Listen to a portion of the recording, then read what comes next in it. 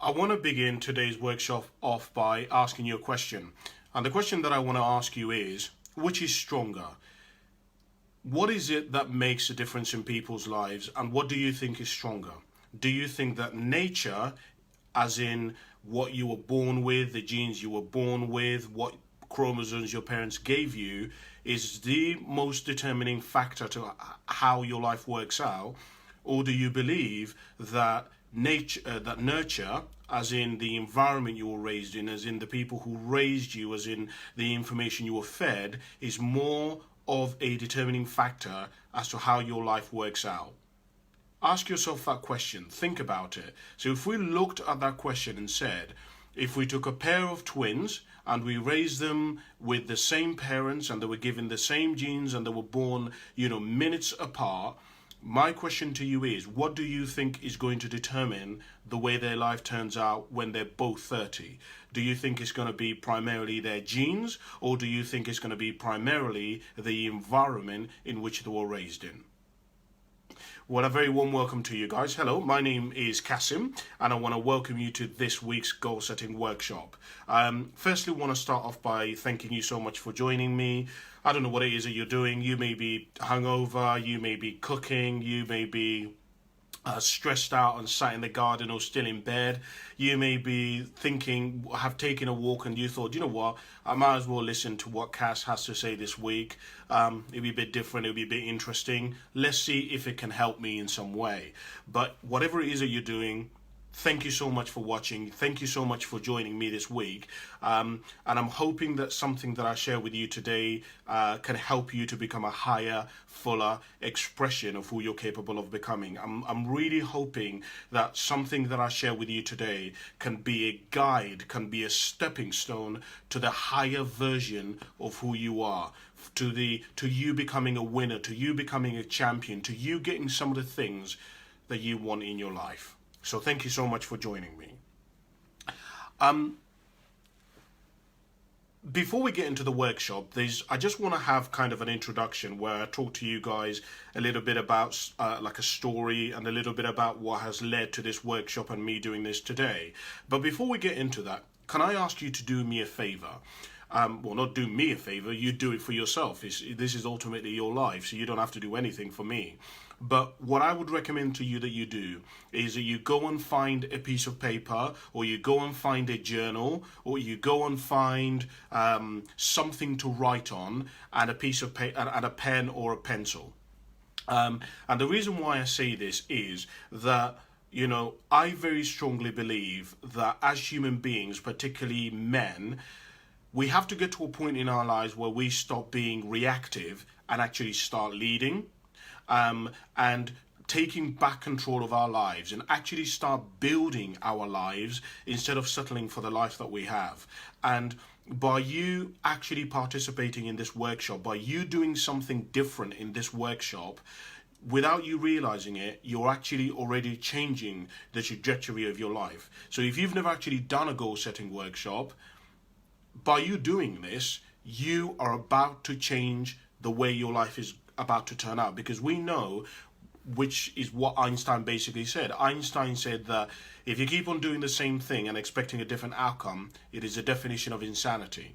Somebody else said that if you want to get different results, you're going to have to do different things than the things that you've been doing. So if we can get you to start writing your goals down, if we can get you to participate in this workshop, what it does is it may not change your life, your destination overnight, but what it can do is it can change the direction of your life. Let me just re-say that.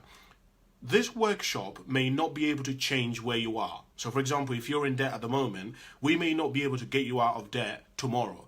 But let me tell you what we can do. We can change the direction you've been heading in and help you step towards the direction of actually being on the path to getting out of debt. And so that's why I call this a workshop as opposed to a seminar, because in a seminar, you sit there, you listen to what I've got to say and you do nothing. This workshop, a workshop mandates that you do something. So that's the first thing that I would encourage you to do. I'd encourage you to go and get a pen, get a piece of paper, anything that you can to write on so that you can participate. The other thing, and I don't like to do this, but I have to do it. If you guys want to support me, if you want to join my community, jump on my YouTube channel, Cassimotive, subscribe to it. You'd be a legend if you can do that. Okay, so let's me give you a bit of an introduction. As you've probably already seen by the title of today, really the major question that has been the leading force in my life for the last kind of 6.5 years has been the question, what makes a difference in people's lives? And I don't know how many of you guys who are listening to me have ever asked yourself that question, like consciously. What is it? What is it that separates people's lives? Why is it that some people smoke and other people don't smoke in the same family?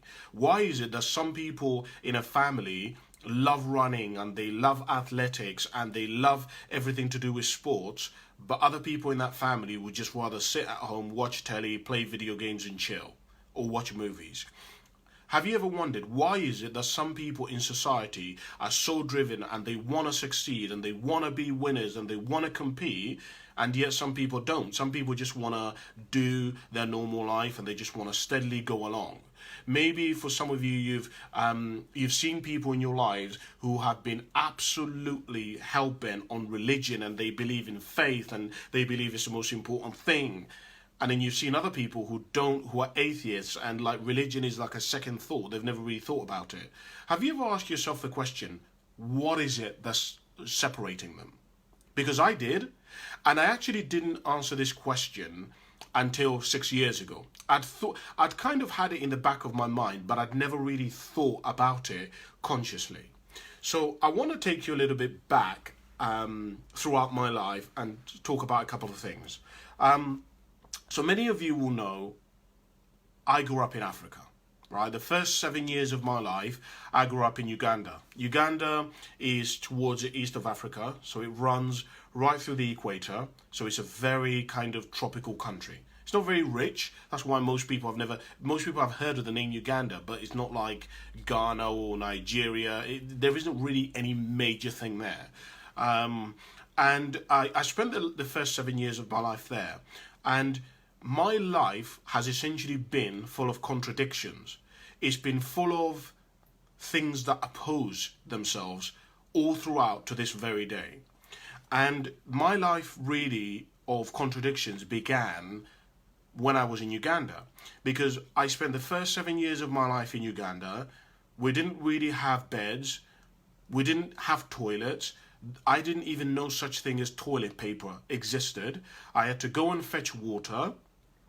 And when I was in Uganda, there was this place where kind of tourists would go called Gaba Beach. Gaba Beach is a very famous place in Uganda. If you Google it, it's like really popular. It's like where it's like if you went to Ibiza, you would stay in San Antonio. It's the equivalent to that, right? And I was exposed to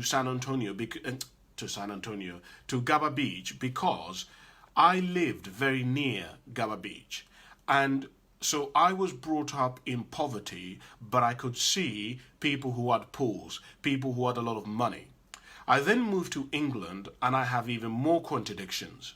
So 2 days before, before 9/11, I moved to England in 2001. And when I moved to England, now my entire life gets even more contradictory. Because I always believed that that was my life and that was the way things were. I then moved to England and I start seeing that there are people with a lot of money. I start seeing that people like survival, trying to get water is not even remotely on people's radar. Right? What's on people's radar is how to get a nice house, how to get a car, mortgages, things like this. And I'm learning this as I'm growing up, as I'm observing the world.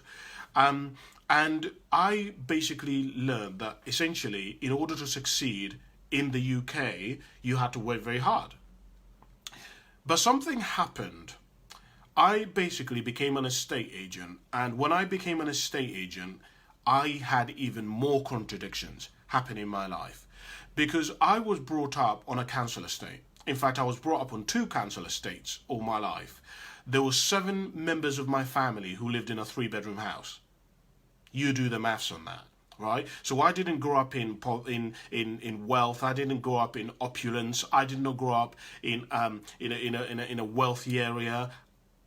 We were poor. We were surviving. My parents were surviving. My parents are now very well off and they've done incredible with their lives, right?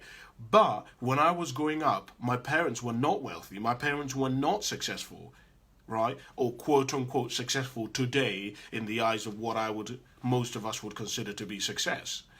And when I became an estate agent, I began to get major contradictions because I would meet people who didn't work as hard as me, but they were buying 3 or 4 multiple properties. Now, remember that I had learned that the way to succeed in the UK is to work really hard. And I then started meeting people who were not that old, who were not working that hard, who were really nice people, but they were successful. And I was like, what the hell is going on here? Because the other thing that I had been told and had heard most of my life was that it is essentially really difficult to become successful and still be a nice person and still to have a good family balance and to not step on everybody to get there. Right? And in fact, if you know me and you've followed me, you will know that the 2 major questions that I've been studying for the last 6.5 years is how does somebody start from the bottom to the top, and how do they do it without ending up divorced, without ending up killing themselves, without ending up stepping on other people to get there? Because those were all the things that I feared. Because when I heard of people who were successful, people who were happy, there seemed to be a caveat of unhealthiness, of betrayal, of lack of character. And I was like, I don't really want to be like that kind of person. And so when eventually I came to what I call the climax of my life, where I had a bailiff come to my door, I had a sort of an epiphany. Because what ended up happening was that I looked at myself and I said, something's not right here.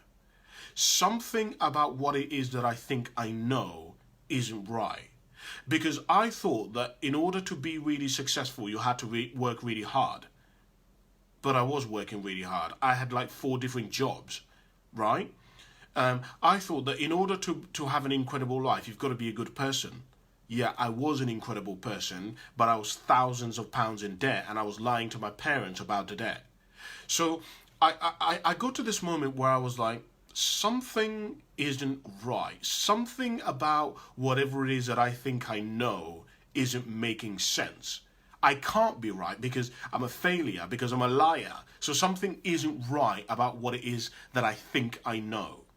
And that was really the start of me asking some of these, what I call major life questions.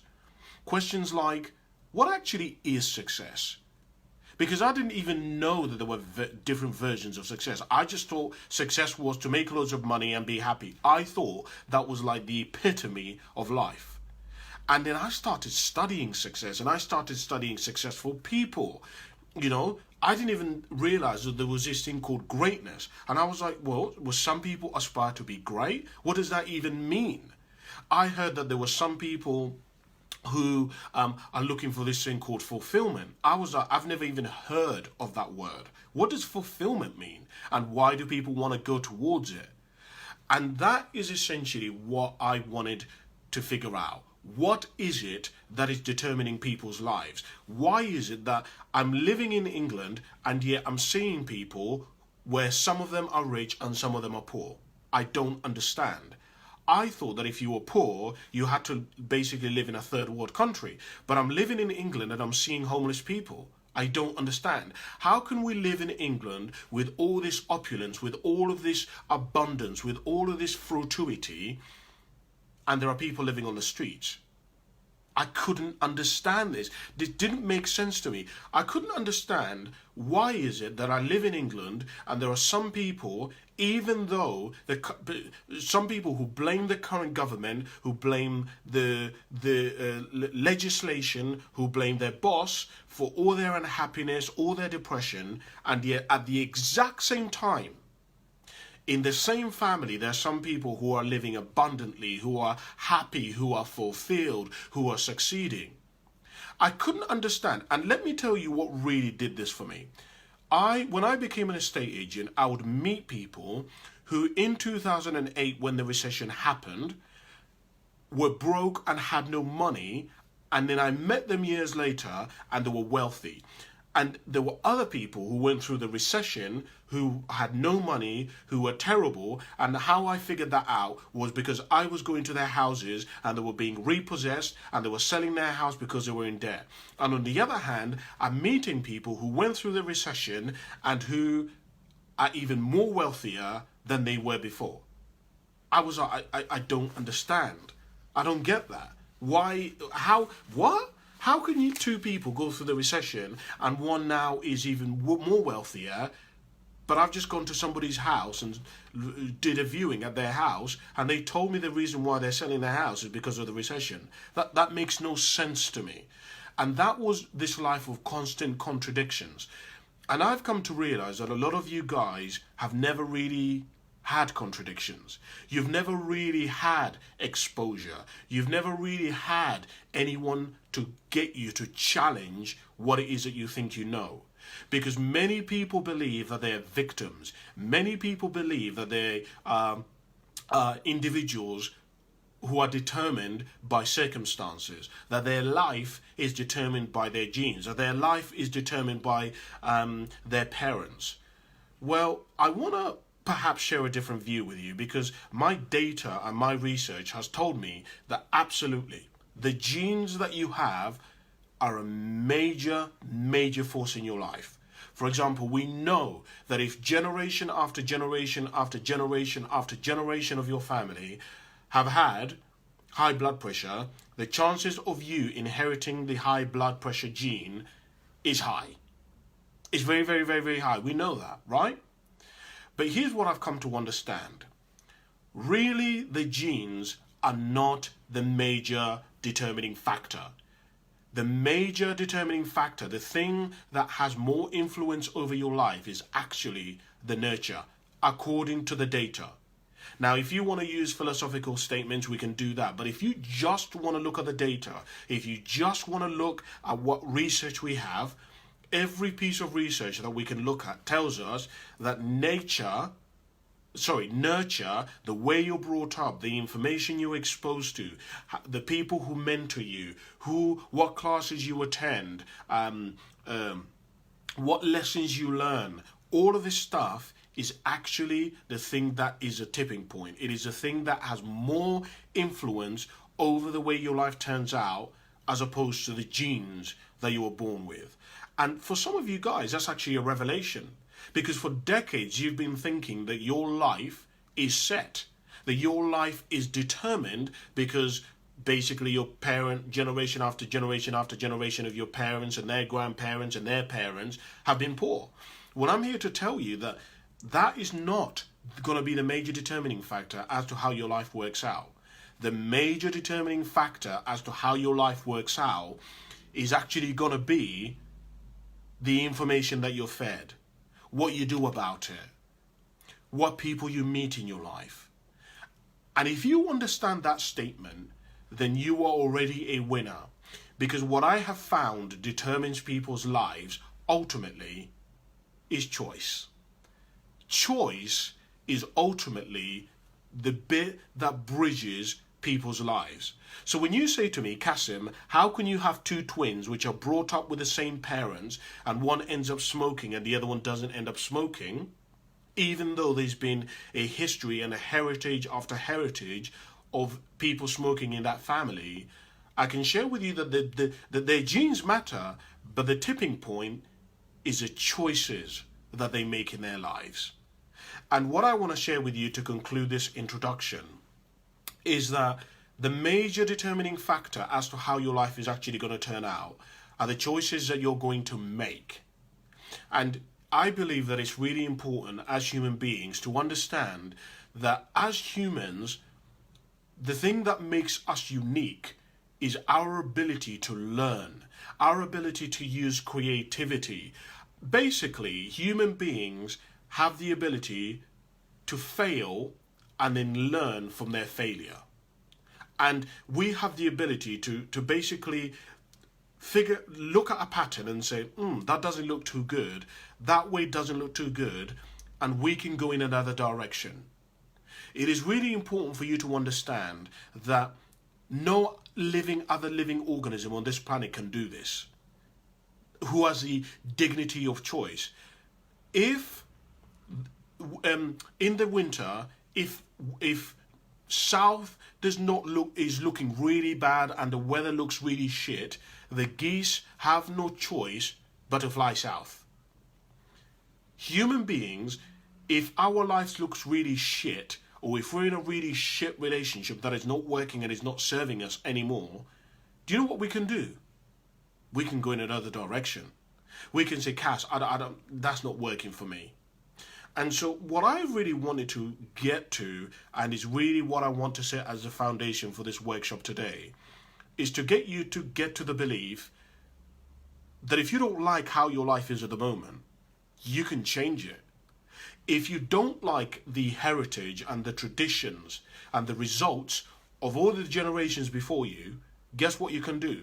You can change it. If you want to. You may not want to, but if you want to, you can change it. You can go in a completely different direction if you wish it so, because you've been given the dignity of choice. You can actually use your willpower and go in a completely different direction. Only human beings can do this. Only you can do this. If there is history after history after history of people in your family being big boned, absolutely. We know then that there is a gene in your family of people where they have a certain leaning towards having problems with their weight. But guess what?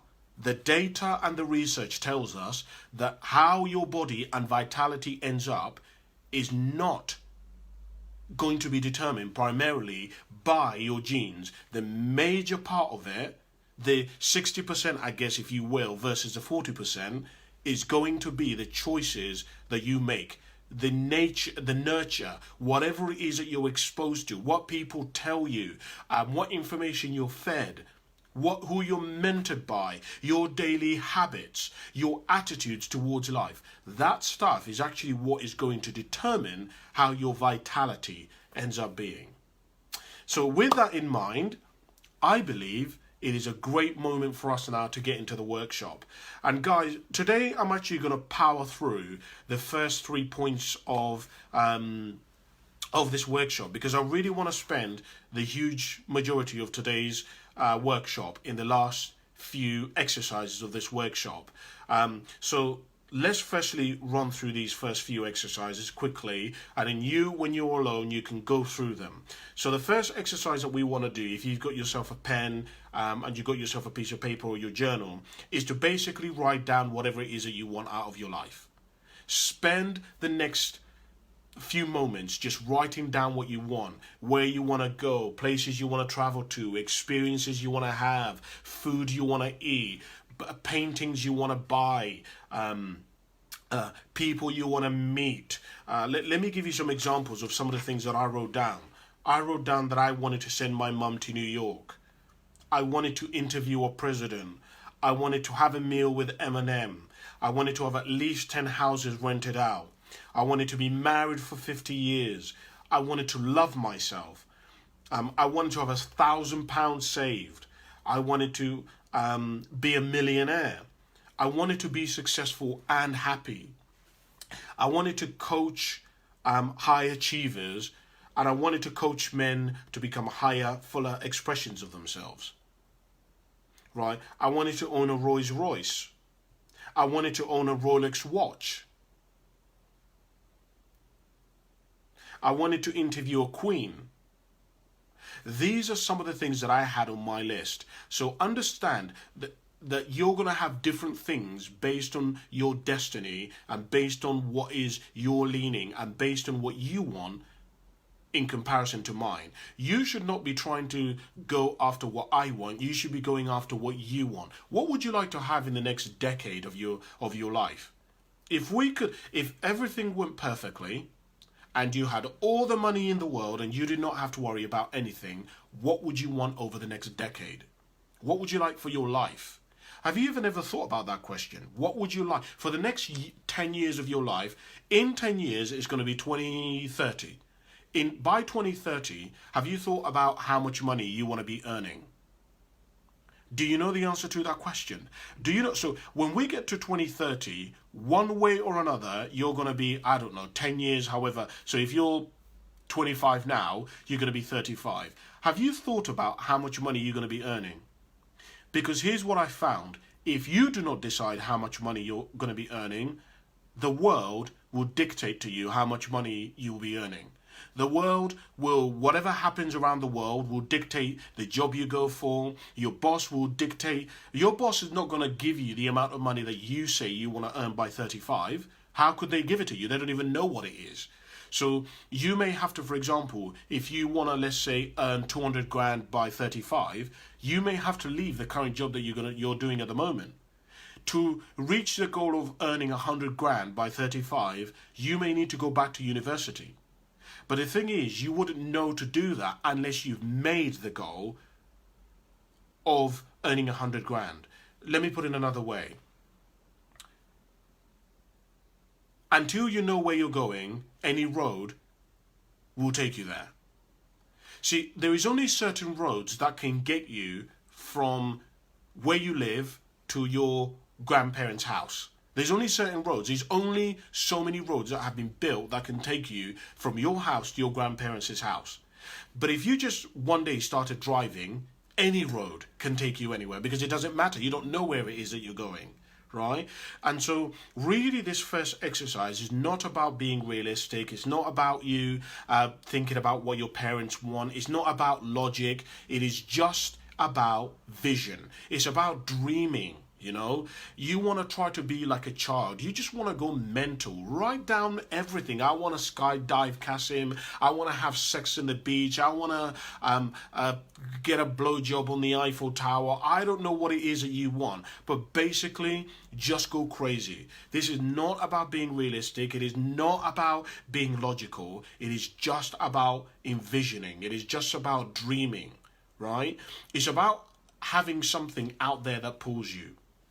I remember that Jim Rohn once said that we get pulled in one of three different directions. We get pulled either backwards by the past, what we did, our mistakes, how good the old days were, what our parents did to us. We get pulled side by side by distractions, by what everybody wants us to do, by our children, by our work colleagues, by our neighbors. We're constantly being pulled side by side. Or we're being pulled by the future, where we're trying to go, who we want to become, what we want to achieve, what we want to give, what we want to experience. And I can tell you guys, because I get to speak to so many people on a daily basis, most people are not being pulled by the future. I can tell you that right now. Most people are being either pulled side by side by what people want them to be, by expectation, by what the world, by Instagram, by Facebook, or they're being pulled back by the past, the old days, how amazing things used to be, how much money they used to earn, how much freer they used to be. They're constantly being pulled aside or backwards. I want to encourage you to be pulled by something so much larger than yourself that it pulls you forward. Right? That you're not dragging yourself. You want to get to the point like me, when you wake up in the morning, you're excited to wake up. I'm excited every day to wake up because I'm like, right, how can I help men become higher versions of themselves? What book do I need to read? What seminar do I need to attend? Okay, like over the last year, I've realized I'm going to need to become a counselor because it will help me have qualifications. So at the moment, I'm studying to become a qualified counselor. Right? It's exciting. I get to learn all this stuff, but I'm constantly being pulled forwards by the future and never backwards. And one of the things I love, what John Maxwell says. John Maxwell says that momentum is a leader's best friend. A lot of people are constantly never getting anywhere because they always have to begin from the beginning every day. They don't have any motivation. They don't have something which is constantly sustaining them and keeping them going, right? And that's why I think so many people say, oh, Cass, I'm tired, I lack motivation, I just can't be bothered, because they have no momentum. When you already have momentum in your life and you're winning already, it's much easier to go after even bigger things. So that's the first thing and the first exercise. As I say, I'm powering through this because I really want to focus on the last part of this workshop today. The second thing that you then want to do is you want to basically give a date to your goals. So you want to go down the list of the goals that you have and give them a number between 1 and 10. The number between 1 and 10 correlates to how long you think it's going to take you to achieve the goal. So for example, if your goal is to get to the point where you own a 3-bedroom house, and do you think by the time you save the deposit, by the time you improve your credit rating, then it's probably going to take you maybe 4 years. Write down 4 years, right? If one of your goals is to quit your current job and get to the point where you have £4,000 saved, and you think by the time you quit your job, by the time you have that money saved, it's probably going to take you 9 months. Write down 1 year. And basically what you want to have is a list of how many 1s and how many 2s and how many 5-year goals that you have. Because what you want to do, you want to have a combination of both. You want to have things that are out there that are pulling you, that are big, that are massive, that are inspirational, but you also want to have some, what I call confidence builders. Goals where you can achieve them and it builds your confidence, because you're like, okay, I'm going to save £200 next month. You save it, tick. You can give that a tick. You say next month I'm going to save £20. Next month you save £20, tick.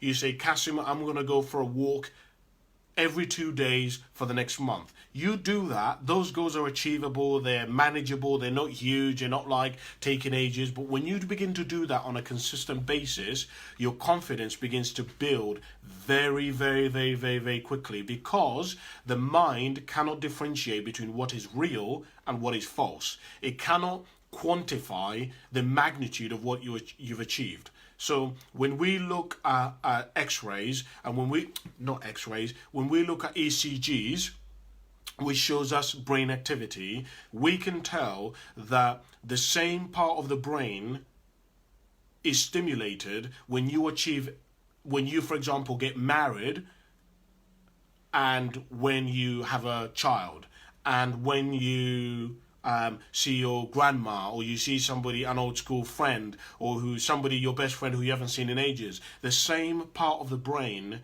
highlights, and it shows up on the ECG, right? Because we can't, the mind cannot tell or quantify emotion, if that makes sense. Well, technically that's not true. It's too complicated to get into. But my point being is,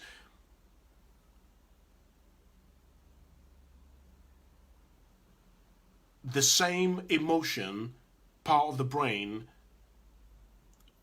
how do I put this to you? The same part of the brain highlights and processes emotions in the exact same way as if it was something big or it was something small. I don't know if I've articulated that correctly and I've got that across to you. I'll work on that. Okay, the third thing that we want to get to then is to prioritize your goals. So that means, clearly, let's say, because what I recommend to people is you have a list of 500 things. It's challenging. You have to actually think. You actually have to go and even see what is out there in the world. You have to research, because to come up with 500 things that you want is a very difficult thing. And I only tell you this because I've done this exercise with so many people, and people just don't even come up with like 150 things. It's that difficult.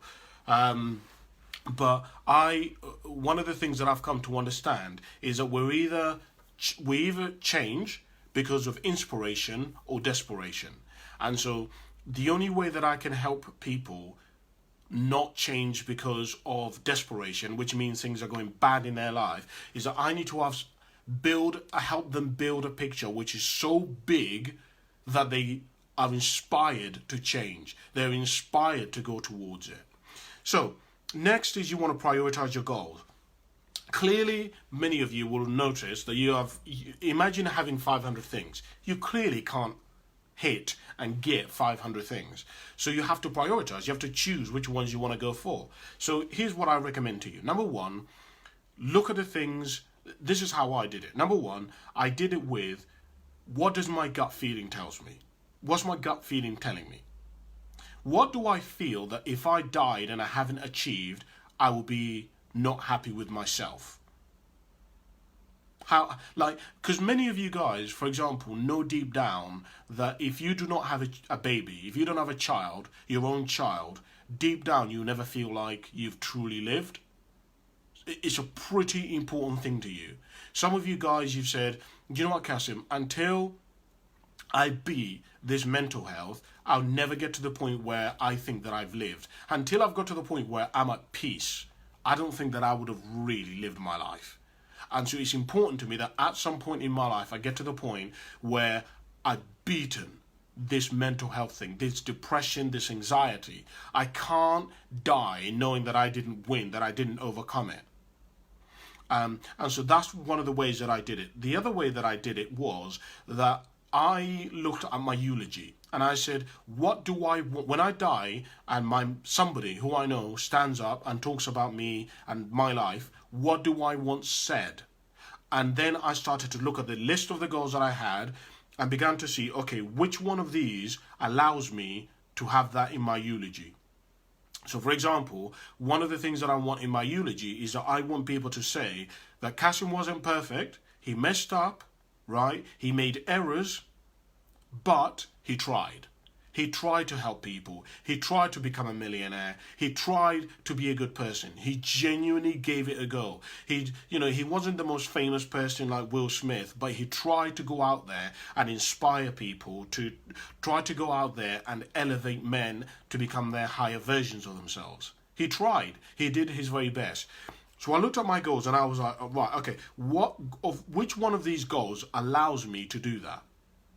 And as I looked through that list, it became very clear to me that some of these goals were not going to help me get to that. All right? So that is what I would recommend to you. Cross out, for example, which goals are for other people. Because without you even realizing it, I talk about what I call a shadow intention. A shadow intention, and the best example I can give you of this is this.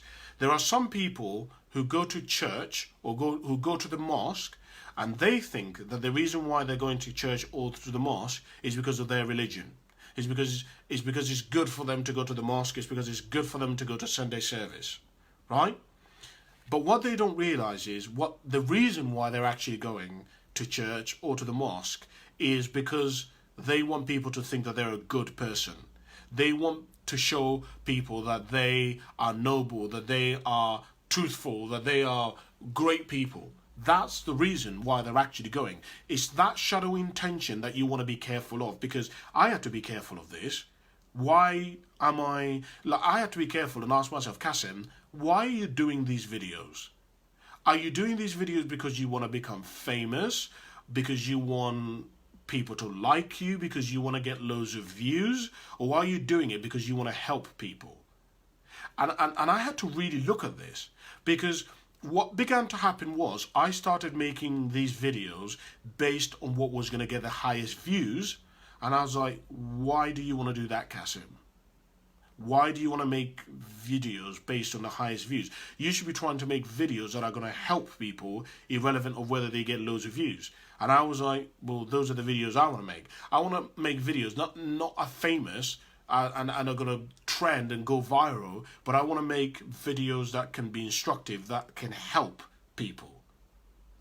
I had to be very careful of this. So that is what I would share with you. You want to really look at why it is that you're doing, because some of the goals that you've written down on that list, they're not really yours. You're not really doing them because they're authentic. You're doing them because you want to show off. You're doing them because you want to look like the great guy, or you want to look like amazing. You're not doing it authentically. You're not doing it because it's true to you. You know, one of the things that I wrote down in that is that some of the goals that you have were not meant for you. Some of you guys have a list of goals, but some of those goals were not meant for you to go and achieve. They were for somebody else. Not everything in life is meant for you. I realised, for example, that sales, being an estate agent, whilst some people love it and they'll do it for years, wasn't for me. It wasn't meant for me to become an estate agent, really, to do it for the rest of my life.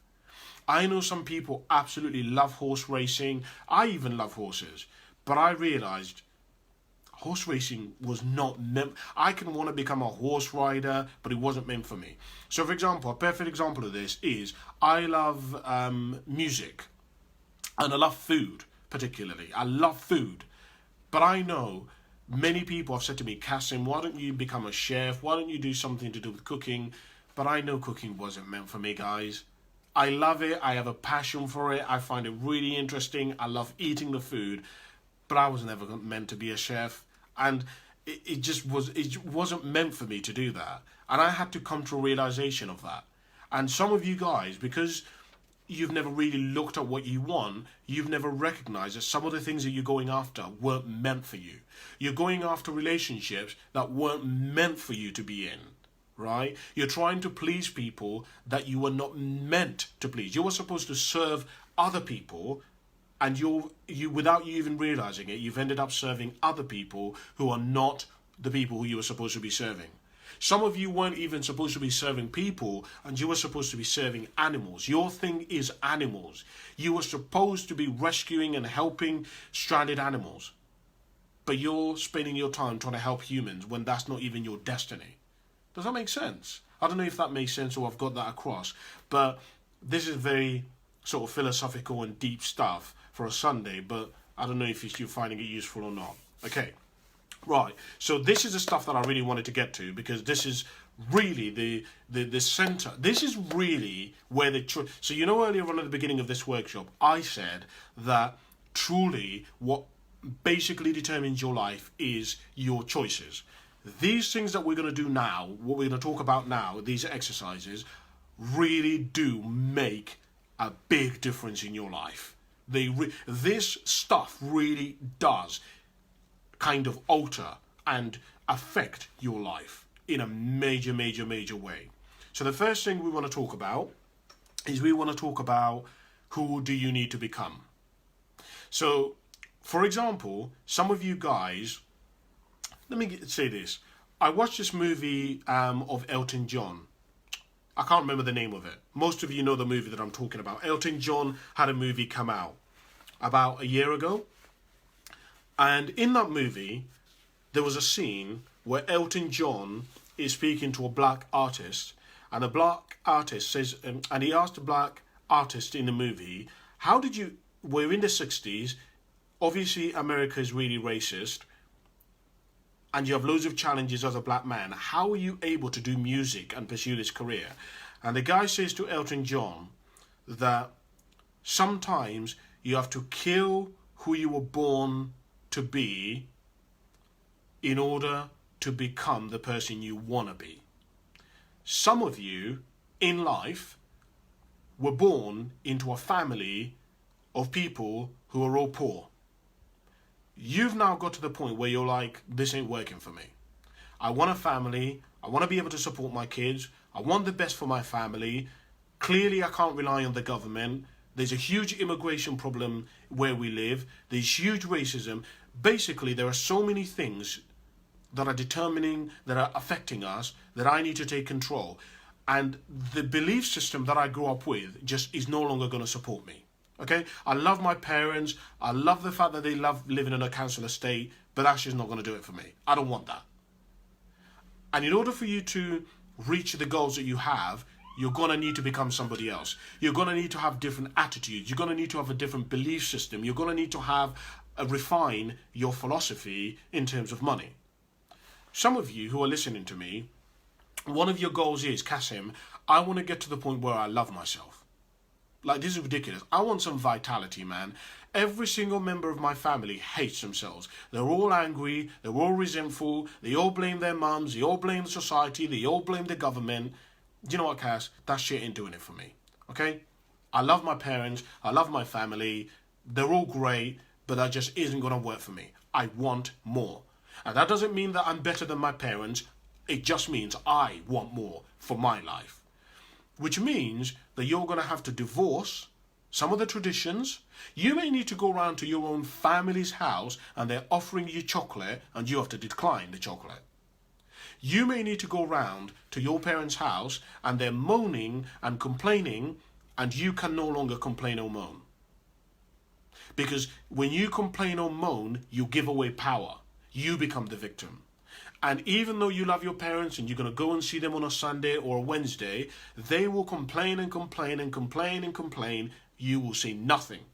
You will just listen. You will not agree with them. You will just simply sit there and help them suffer less and help them share whatever it is that they want to share, but you will not participate in whatever it is that they're talking about, in whatever it is that they're complaining about. You won't participate because, again, that makes you a victim, which means you have no control.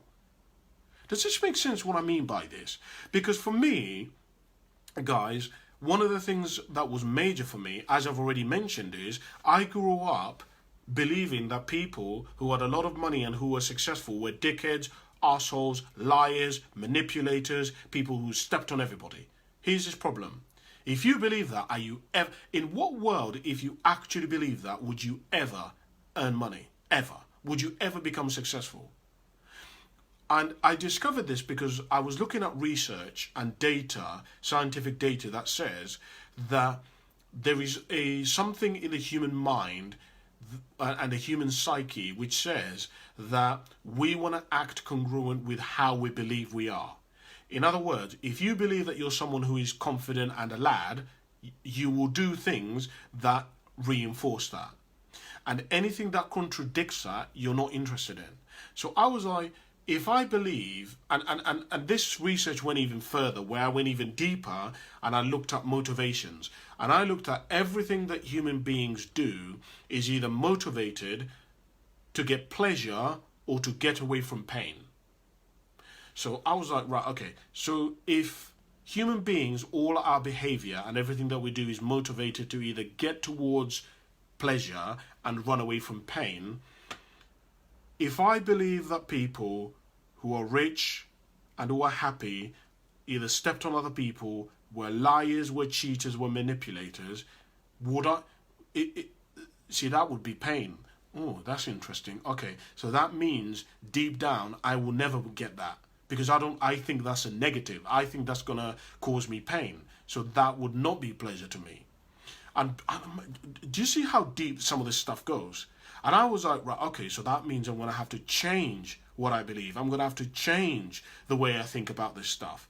And to some of you, you're already listening to me saying this and alarm bells are going off because you're like, holy shit, that's exactly how I think. That's exactly what I believe, right? And as much, because do you know what I said? This is actually how I thought about it. I said, look, I get that there are people out there who are liars and they're cheaters and they don't do stuff properly. Do you know what? I'm going to be the first. Since I don't know anybody who's made it successful and is happy the legitimate way, I want to be the first. I want to go and become successful and be happy and do it the right way, and I'll be the first person. That's actually how I thought about it. Because I was like, this is just not working. This me being poor, this me being in debt, it just is not working for me. Personally, as Cassim. It may work for other people, I get that. But for me, as Cass, this just is not working for me. So what I would share with you and ask you to consider is, who would you need to become in order to reach some of the goals that you've written down? Because when you begin to understand that human beings can change, we can adapt, we can get better, we've got certain aspects of ourselves that we haven't unlocked before, the world becomes your oyster. If you know that you can become whoever you want to become, that means you don't have to be trapped by who you were born into. Because some of you, for example, who are listening to me, you were born with a negative attitude. But you've got to the point where you're like, okay, for me to be a great father, I need to inspire my kids. I need to be a role model. I need to be a leader. A leader has to be positive. A leader has to want to uplift other people. Some of you guys who are listening to me, you are selfish as fuck. And that's just the truth. You don't think that you should give to other people. Why the fuck would you give to other people? Right? You're not giving to anyone. They should be giving to you. Rich people should be giving to you, not you giving to them. Right? Everything is other people's fault. It's not your fault. But that you may get to the point where you're like, okay, I've tried that strategy. That strategy is just not working for me. It just isn't working. I've tried this strategy for like, what, 30 years now. I'm still not happy. I'm still not fulfilled. I'm still not successful. I still don't have a missus. I don't have a child. Yes, I live in a bachelor apartment. Yes, I get to travel around the world and get smashed and have MDMA. But what kind of life is that? And so you may need to be a more positive, enlightened, wise individual, and you weren't even born like that. I don't know. This is stuff that you want to begin to think about, stuff that you want to look at, because a lot of people don't consider this. I didn't consider. That's why I wanted to help you guys and share it with you, right? Because I realized a lot of people didn't understand that you can't stay the way you are and get completely different results. You can't stay thinking like a chicken and soar like an eagle. It doesn't work in that way, right? In order for an eagle to be an eagle, it has to have an eagle mentality. If the eagle has a chicken mentality, the eagle, even though it's powerful and strong, will end up behaving like the chicken. And so you want to really look at this stuff. What is your mentality? What's your attitude?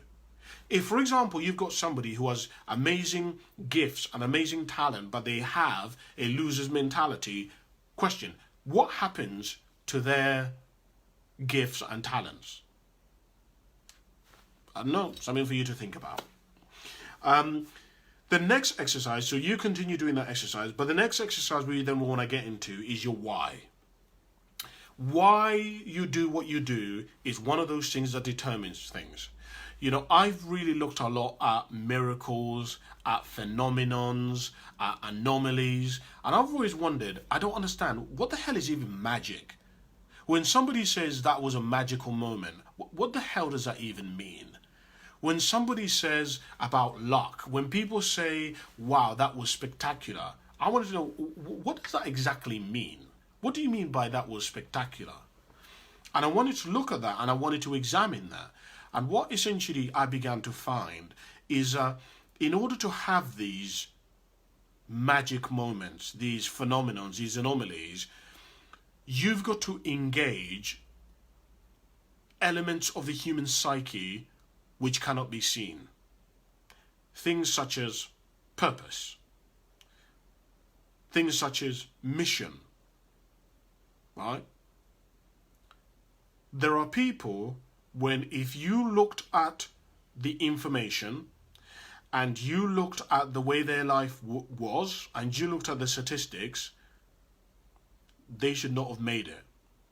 For example, you know, I was speaking to somebody the other day and I was saying to them, if you look at somebody like Fury, right, the fighter, if you look at his life and where he was brought up, you wouldn't think that he would be one of the greatest world champion boxers in the world.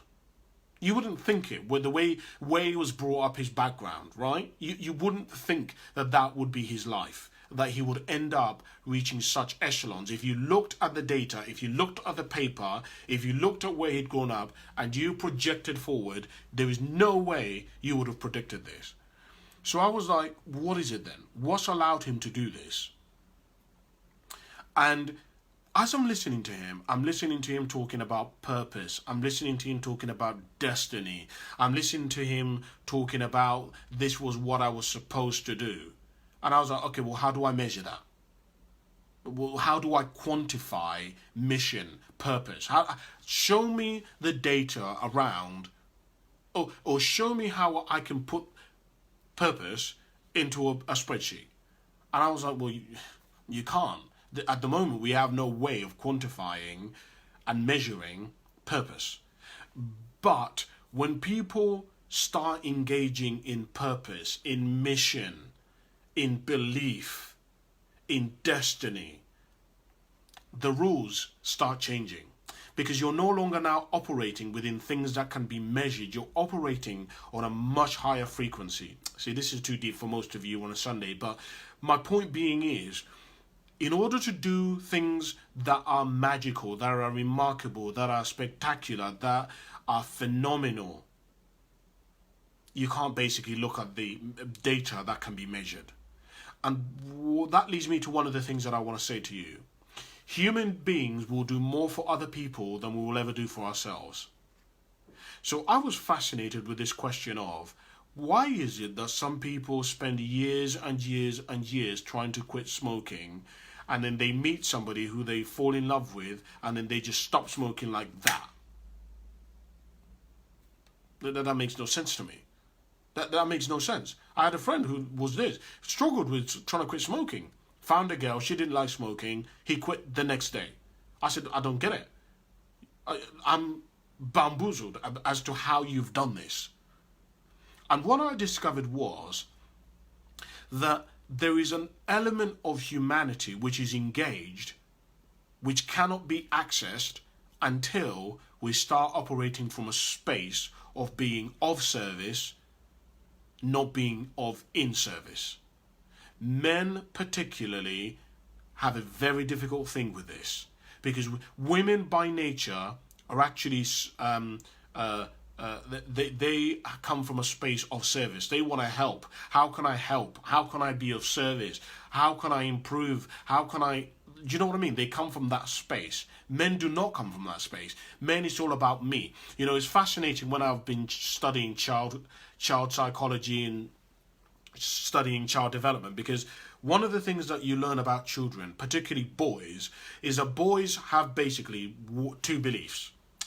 If there's another child who has a toy in the playground that the little kid wants, the little kid will usually go and take it. If the kid tries to steal the toy back from the kid who stole it, do you know what the other kid will do? He'll destroy it. He will destroy it. In other words, our boys' natural inclination is, if I can't have it, then you can't have it. That's deep, isn't it? It is fascinating for me to look at. There's this program on Channel 4 which was called The Secret Lives of 4-year-olds or something, or 4 or 6-year-olds. And I'm watching this and I'm looking at this kid, and the kid takes one of the kid's toys, and the kid goes back and tries to get his toy back. And when the kid tries to take his toy back, they start fighting. And the kid realizes he's going to lose. So he snatches the toy off and then smashes it into pieces. Because it doesn't... He's like, if I can't have it, then you can't have it. And many of you lads know what I'm talking about. You get rejected by a girl. Do you know what? Since you can't have her, then she's a slut. Do you see what I mean? This stuff, you've really got to look at this stuff with yourself, because this stuff goes so deep. Most people don't look at this kind of stuff. But I would encourage you to realize that all the great magic and all the great things out of life come from being of service. How can I help you? Do you know, when I first, about 2 years into this, I really started to get this, because I realized that everybody who was saying, give me, give me, give me, give me, when can I get more, never gets any more. It's when people start saying, how can I help you? How can I give to you? How can I share with you? What can I do for you? How can I be of service to you? How can I improve? How can I make our relationship better? What do you need from me? When people start saying that, that's when all the magic in their life starts to engage. And I didn't know that, and nobody's taught that kind of stuff. But I would ask you to really begin to think about why it is that you want to do what you want to do. Because, as I say, all the magic is contained in motivation, in why you want to do it. Many of you guys, and it's a common thing that I hear from men particularly, is I hear a lot of men say to me, Cass, I'm so tired, I'm just not motivated, I just can't be asked. This is a common rhetoric that I hear a lot from men. And many times the reason why they're saying that is because it's all about them. We're lazy. As men, we're lazy if what we're trying to do is about us. It's about what we're going to earn or what we're going to achieve. We just can't be asked. But when it's about our missus, when it's about our mum, when it's about the respect of our family, it changes everything. It's no coincidence that in China, there is a huge thing about respecting the family and keeping the family name high. It's no coincidence that Chinese people are very polite. They usually are they have a lot of decorum because they understand about that lineage, about keeping up that reputation of the family. Now, obviously, that may be different from you, but I'm just giving that to you metaphorically and as an example of what you want to start to consider. So the question is, what gets you motivated? What turns you on? You know, one of the things that I wrote down here is, if you had enough reasons, you could do the most remarkable things. Do you have enough reasons to do remarkable things? Have you ever even thought about that? Have you ever realized that you could do remarkable things if you had enough reasons? And my question to you is, what are your reasons? Something for you to think about. The last thing that I want to share with you today is that we want to look at research. And in looking at research, we want to look at doing something. You know, one of the things that I wrote down here is goal setting works if you work it. At the beginning of every workshop, I ask everybody to get a piece of paper and a pen. And the reason I do that is because a lot of people have a lot of information, but they're not very productive. They don't do anything with the information. I remember one of the things that I journaled about 4 months ago was, and I'm paraphrasing what I'm going to say, was a man who can read but doesn't read is in the same position as a man who cannot read. Let me repeat that. A man who can read but doesn't read is in the same position as a man who cannot read. That's a deep for a Sunday, isn't it? My point being is, if you have the ability to do something about your life but you do nothing, you're in the same position as somebody in Africa who has nothing. Because even though you're surrounded by abundance, by choices, because you've chosen to do nothing about it, because you've chosen not to do the best that you can, or whatever it is that you can, you're actually still in the same position. You're just in a different country. Do you see what I'm saying? And so what I would encourage you to do is just choose a goal from this list of the goals that you have and just start researching it. You know, I use the example of Hawaii. If you want to go to Hawaii, one of your goals is I want to go to Hawaii, Cassim. It doesn't matter when you're going to go to Hawaii. It doesn't matter whether you have money, but just begins to research it. Print out pictures of Hawaii. Start looking at what the best time is to go to Hawaii. How much money it costs to stay in Hawaii. Do people usually stay in hostels, in villas, in hotels, in resorts? Where do people usually stay? What are the different islands like? When people get there, how do they get around? Do they walk? Do they use Uber? Do they take taxis? Is there trains? How do people get around? The time that when you fly over there, is there a time where you have to be in transit? How long is the wait? Which airports can you travel to? Can you go to LA, San Francisco, New York, and then exchange there? Look at is there a monsoon season over there? Right? Because we know a lot of those Caribbean countries, there is a monsoon. When is it really expensive? And when is a quieter time to go over there? What activities can you engage in when you're over there? And the reason why I say this to you is because information alleviates fear. A lot of you guys, when you look at the list of goals that you have, it looks overwhelming. It looks like, Cassim, I'm never going to achieve these things. I'm in debt now, and one of my goals is to become a millionaire. I don't know how I'm ever going to do that. What I'm saying to you is, as you begin to study millionaires, and you begin to figure out how they did it, and you begin to look at the different choices and the different tactics that they used, and how long it took them to get to where they got to, you will begin to alleviate some of that fear, because it will become real, right? You will say, oh, actually, the average millionaire takes about 40 years to become a millionaire. So if let's say I'm 25 now, 40, that takes me up to about 60-ish. So I could be a millionaire by 60 just by simply saving money.